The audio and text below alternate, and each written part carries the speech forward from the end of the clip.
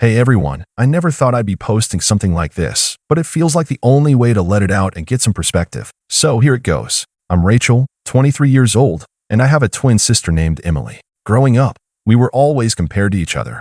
People in our family and even outside it would always talk about how we were two halves of the same coin, how we'd both grow up to be incredible people, and how proud our parents were of us.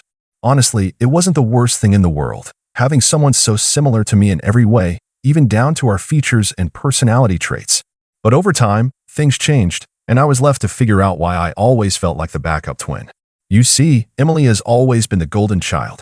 To give you some background, growing up, it wasn't exactly obvious at first. Sure, she was always the more outgoing one, the one who'd get the praise for whatever big win she had, but I didn't think too much of it. We both got our share of attention, and I thought that was how things were supposed to be. But then, as we got older, things started to shift. It wasn't subtle, either. When Emily decided she wanted to attend a prestigious college, a dream school, as everyone called it, our parents were all in. They didn't bat an eye when it came to paying for everything: tuition, housing, textbooks, you name it. The world was hers, and it felt like it was handed to her on a silver platter. Meanwhile, I was stuck applying for every scholarship I could find, taking on a part-time job just to make ends meet, and watching my sister live this carefree life without a single worry about money.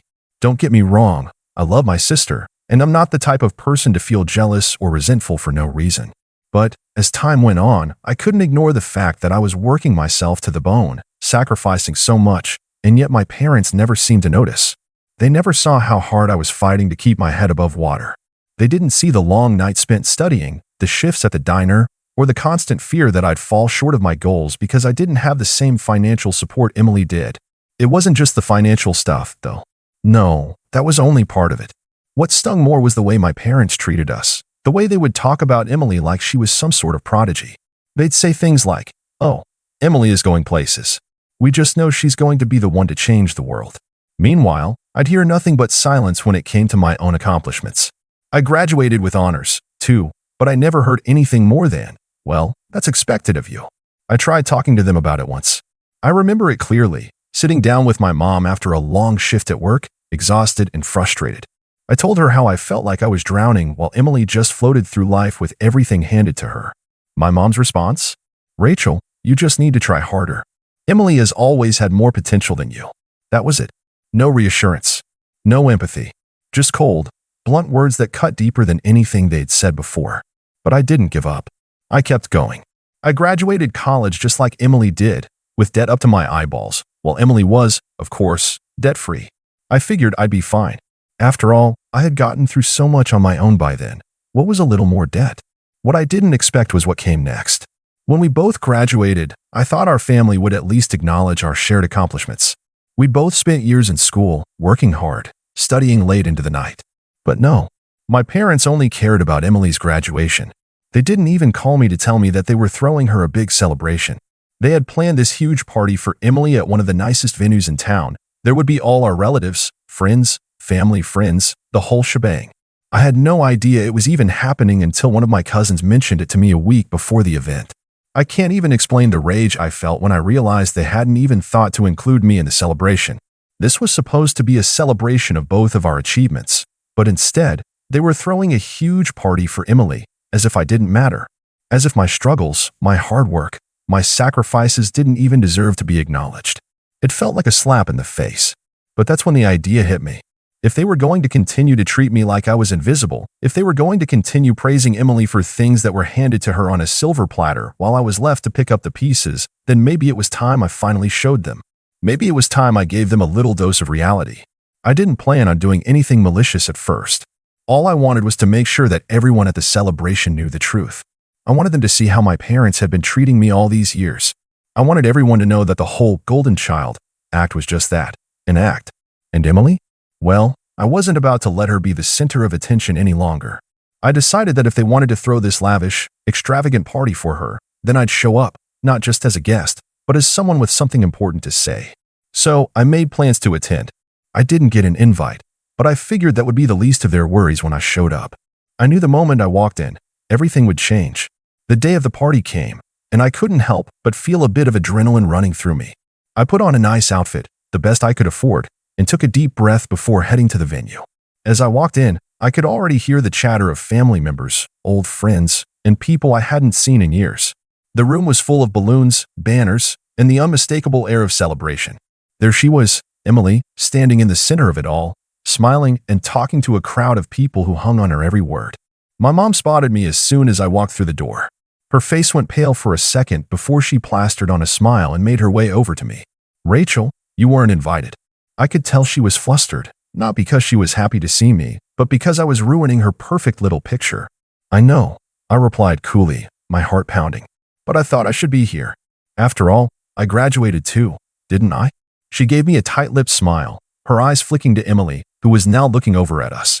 "This is Emily's day, Rachel. You can celebrate your accomplishments another time. Please, just let her enjoy this." That's when I saw it, the look in Emily's eyes.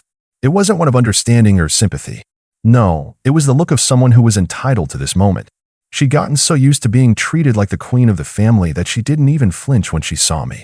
I turned away from my mother, taking in the scene for a moment before my eyes settled on Emily's proud, smug smile. It was time to make sure everyone knew the truth about how things really worked in our family. I stepped up to the microphone. It wasn't planned. It wasn't rehearsed. But I knew exactly what I had to say. And as the room quieted, all eyes on me, I finally spoke up. "What my parents haven't told you," I began, "is that I've spent the past few years working 2 jobs while going to school. I've been drowning in debt, and they didn't even offer to help. But that's okay, right? Because Emily, here, has always been the favorite, the golden child. You see, this graduation celebration? It's not just about Emily's success. It's about something much bigger. A long history of favoritism and neglect that no one talks about." The silence in the room was deafening. Everyone turned to look at my parents, whose faces had gone pale. Then I said, "I guess that's why I was never invited to this party, huh? After all, you didn't even care to celebrate my graduation. Because why should you? I'm not your golden child, am I?" And that's when the chaos began. The room was still silent for a moment, but I could feel the tension thickening in the air. My parents looked completely stunned, like I'd just slapped them across the face. I wasn't sure if it was the embarrassment of being called out in front of everyone, or if it was the shock that I'd finally had enough and was done playing the quiet, invisible twin. My mom's face flushed red as she scrambled to find words. "Rachel, that's not fair," she stammered, trying to regain control of the situation. We've always supported you in other ways." Her voice was shaking now, and I could tell that she was grasping at straws, trying to salvage her perfect family image in front of all our relatives. But I wasn't having it anymore. I couldn't just stand there and let her gaslight me again. Not today. I looked her in the eyes and said, "Really? Tell me how you've supported me then, because I sure don't remember you paying for any part of my education. I worked my ass off, Mom, and you barely acknowledged any of it." My voice was steady now, almost cold, and I could see my mom shrinking in front of me. The facade was cracking, but the real tension came from the crowd.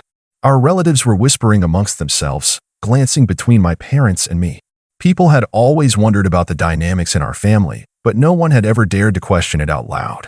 Now, with the truth hanging in the air like a dark cloud, they didn't know what to think. Some of them looked uncomfortable, others had that look of pity on their faces, and a few of the older relatives looked like they were processing something they had never seen coming. I glanced at Emily then. She was standing there, eyes wide, her smile gone. In its place was confusion and something else I couldn't quite read. Maybe shame? She hadn't expected me to do this. She never had to. As far as she was concerned, I was just the lesser twin who never needed the same recognition because she was always the one who mattered. Her voice finally broke the silence. "Rachel, what are you doing?" she asked, her tone flat, though I could hear a little edge of annoyance seeping through. "This is supposed to be my day, and you're making it all about yourself. This is about my accomplishments, not about whatever this is." I could tell she was trying to stay calm, trying to keep the spotlight on herself, but I saw the cracks. Deep down, I knew Emily wasn't completely ignorant of the favoritism. She'd enjoyed it, sure, but I could tell from her posture that she was starting to feel uncomfortable being the center of it all. The applause and cheers she'd been getting earlier now seemed to be replaced with a feeling of tension, like the room was turning against her, even if they didn't fully understand why. I wasn't done yet. "And you, Emily," I said, locking eyes with her. "You're standing there acting like you didn't know what was going on. But you did. You knew exactly what was happening, how Mom and Dad always made sure you got everything you wanted, how they never once considered what I was going through. It's all about you, isn't it? You've never had to fight for anything." Emily looked taken aback, but instead of apologizing, she seemed to harden. Her lips twisted into a tight, uncomfortable smile as she shifted on her feet. Rachel, stop this. You're making things so awkward. Just let me have my moment, okay? But it was too late to go back. My words were already out in the open, and now the audience, family, and friends were starting to murmur. It was like a slow ripple of realization spread across the room. People were beginning to see what I had seen for years, the way my sister had always been the shining star while I was stuck in the shadows. Then, something shifted in the crowd. A cousin I hadn't spoken to in years, Sarah, stood up from her seat. Rachel, is this true? She asked, her voice filled with disbelief. I mean, I knew things weren't perfect, but I had no idea your parents were so, well, like that. My heart skipped a beat. Sarah wasn't the first person to speak up, but there was something about her question that felt different. She wasn't just asking for clarification, she was challenging my parents, and that was a big deal. My aunt, who had been quietly sitting at the back of the room, now leaned forward in her chair, nodding slowly as if she were putting the pieces together. Mom's face twisted into a mask of anger as she turned to Sarah. What are you implying, Sarah? She snapped, her voice cold, but it only made the tension in the room grow stronger. My aunt shook her head, raising her hand to silence my mom. No, Marissa, I think we all need to hear this. Rachel, if what you're saying is true, then this whole thing, this celebration, deserves to be called out. My parents froze. For the first time, they weren't the unquestioned authority. The idea that anyone in our family might see through the thin layer of perfection they tried to maintain was like a crack in their foundation. I turned back to Emily. You might think I'm doing this out of spite, but I'm not. I'm doing this because I'm sick of being ignored. I'm doing this because, for once, I want you all to see the real story, not the pretty picture they've painted for years. And that's when my mom snapped. Rachel, that's enough, she shouted, her face turning crimson. You're ruining everything. You're embarrassing us in front of our friends, our family. Why would you do this to your sister? Her words were laced with venom now, and I could see the anger bubbling up beneath the surface. But it didn't matter anymore. I'd already said what I needed to say. I'm not ruining anything, I said, my voice steady. You've been ruining it for me my whole life. This is me finally standing up for myself. For once, I'm not the one sitting quietly in the background, wondering why I don't matter. I matter, too. I felt a strange calm wash over me. I wasn't angry anymore. I was just relieved. It wasn't the revenge I had originally thought I wanted, but it was still powerful. My parents had finally been forced to see the truth, even if they didn't want to acknowledge it. And maybe, just maybe, this was the moment that would change everything. But as I stood there, feeling the weight of the room's attention on me, I realized something. This wasn't over. Far from it. The confrontation had just begun, and there were still so many pieces left to fall. What would happen next? Would my parents own up to their mistakes, or would they double down on their favoritism? And what about Emily? Would she finally see the truth, or would she continue to live in denial? One thing was certain, I had started something today, and I wasn't about to let it end here. As I stood there, the room still buzzing with the realization of what had just unfolded, I couldn't help but notice the looks from the rest of the family. It wasn't just discomfort anymore. There was genuine anger in their eyes, anger at my parents. Sarah, the cousin who had spoken up earlier, was now visibly fuming. I can't believe you, Marissa, she said, crossing her arms. You've been playing favorites for years, but now we see it. You've never treated Rachel like she mattered. This is ridiculous. My aunt, who had always been somewhat of a quiet observer in our family, shook her head in disbelief. I always thought you were better than that, Marissa, she said softly but firmly. Rachel worked just as hard as Emily, and yet you've treated her like she didn't deserve anything. Mom's face twisted in fury as she turned to Sarah and my aunt, her voice rising to a sharp pitch. You have no idea what you're talking about. This is family business, and you shouldn't be getting involved. But my aunt wasn't having it. You made it everyone's business when you treated Rachel like she was invisible. When you ignored her achievements, her sacrifices. When you let Emily have everything handed to her and left Rachel to deal with the consequences. You can't hide that now. I couldn't believe what I was hearing. My parents were being called out, but it felt so surreal that I had to pinch myself. For so many years, they'd been the untouchable authority figures in our family. Everyone deferred to them. Everyone treated them like they had everything figured out. But now, the cracks were showing. And not just with me. Others could see the truth too. I saw Emily standing there, still frozen, her face a mixture of confusion and discomfort. She wasn't really processing what was going on, or maybe she just didn't know how to react. Either way, the situation was beyond her control now. Then, my cousin Mark, who had been quietly observing everything, cleared his throat and stood up. Look, he said, his voice steady but filled with conviction. I don't care if you're family. What you've done to Rachel isn't right. It's time someone stepped in and made things right. If you're not going to support her, then we will. My heart skipped a beat. What was he talking about? Mark, who had always been the quiet one at family gatherings, was stepping up for me in front of everyone. The others seemed to be agreeing, nodding in agreement, and murmuring their support. Aunt Linda, who had always been kind but distant, added, Rachel, you've been through a lot. You're not alone in this. If your parents won't help you, we will. My breath caught in my throat. They were offering to help me. These people, who had witnessed my struggles but never directly intervened, were now stepping up to right the wrongs my parents had caused. The weight of their words was overwhelming, and I could feel my chest tighten with emotion. What do you mean? I managed to ask, my voice trembling slightly. Sarah stepped forward, her face determined. We're willing to help you pay off your student loans, Rachel. You deserve to be free of that burden. We're not going to let your parents' mistakes define your future. The room fell silent as my parents processed the weight of what had just been said. The humiliation was written all over their faces. I could see the anger building in my mom's eyes, but it wasn't directed at me this time. It was directed at everyone else. How dare you? Mom hissed, her voice low and venomous. You have no right to get involved in our family's finances. You think you can just step in and fix everything like some kind of hero? My aunt raised an eyebrow. It's not about fixing anything, Marissa. It's about doing what's right. And what's right is giving Rachel the chance she's deserved all along. You've been blind to her needs for years. Dad, who had been unusually quiet throughout all of this, finally spoke up.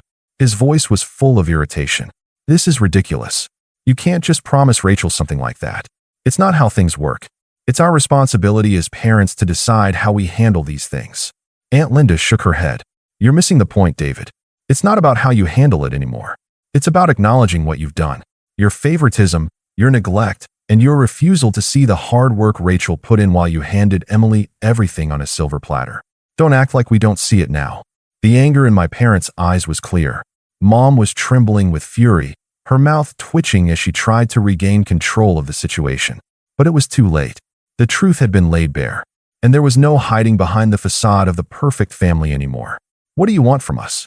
Dad demanded, his voice now sharp, desperate.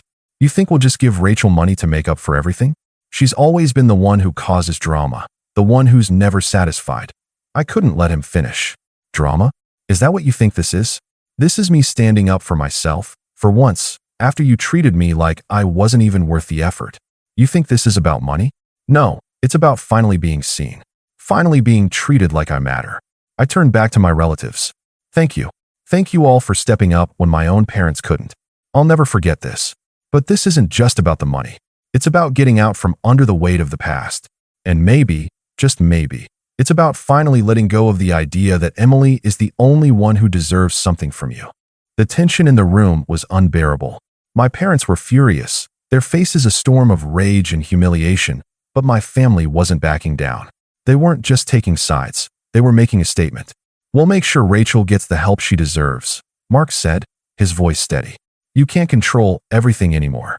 Not when everyone sees what you've done. The look in my mom's eyes, cold and furious, was one I would never forget. This was only just the beginning, I knew. The battle between my parents and the rest of the family was far from over. But in that moment, I felt like I had finally won something important. My parents were going to have to face the consequences of their actions. And as for me, I wasn't going to let them keep me in the shadows any longer. This was my story now, and I was ready to take control.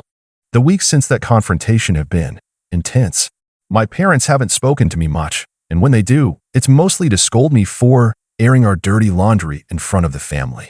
They've tried to shift the blame back onto me, saying that I'm trying to destroy the family or that I embarrassed them. But I honestly couldn't care less. Since then, my relatives have kept their word. I've received support, not just financially, but emotionally too. It's been overwhelming, but in the best possible way. My student loans? They're being taken care of slowly but surely, and I don't have to carry that weight anymore. For the first time in years, I feel like I'm actually moving forward. As for Emily, she hasn't really said much about everything that happened. I think she's just trying to distance herself from the fallout, not wanting to get caught in the middle of the family drama. Honestly, I can't blame her, even though it's a bit disappointing.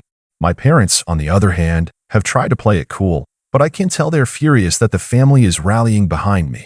There's a part of me that hopes they understand the consequences of their actions, but I'm not holding my breath. I know they'll never truly change. So now, I'm trying to focus on my future, and for once, I feel like I have control over it. It's a strange feeling, finally standing up for myself and having people back me up, but I'm glad I did. The weight is off my shoulders, and I'm ready to take on whatever comes next. But enough about me. What do you all think? Am I the bad guy here? Should I have handled things differently? I'm still trying to process everything myself, so I'd love to hear your thoughts.